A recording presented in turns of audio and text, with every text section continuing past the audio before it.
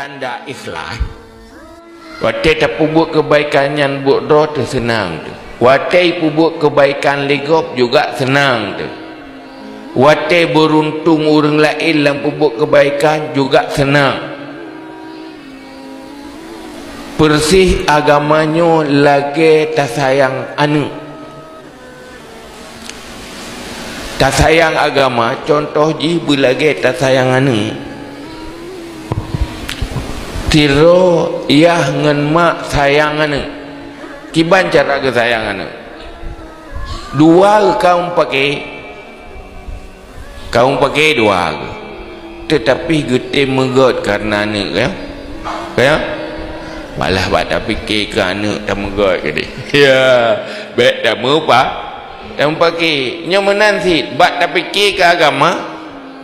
Tak megot-got juga kira. Kepu untuk selamat agama. Yang berarti butuh sayang ke agama.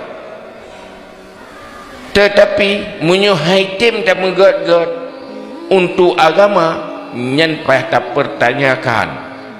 Ya bebut hana sayang ke agama. Yang benar. Anak sakit. Ya, buka. Anak sakit, lakong perumah dengan pakai dua. Kaipa anak le Honda.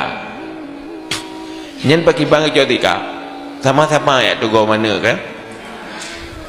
Piung pakai je lekat.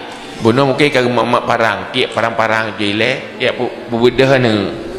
Untuk dan pakai lau. Ya, lihat dia dan pakai lau.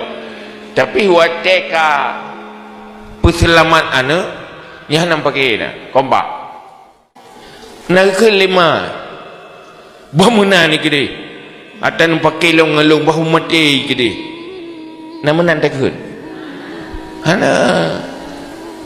Tetapi punya persoalan anak karena kasih sayang tak ubah perbedaan, tak ubah clash, tak ubah konflik, tapi sepakat untuk agama.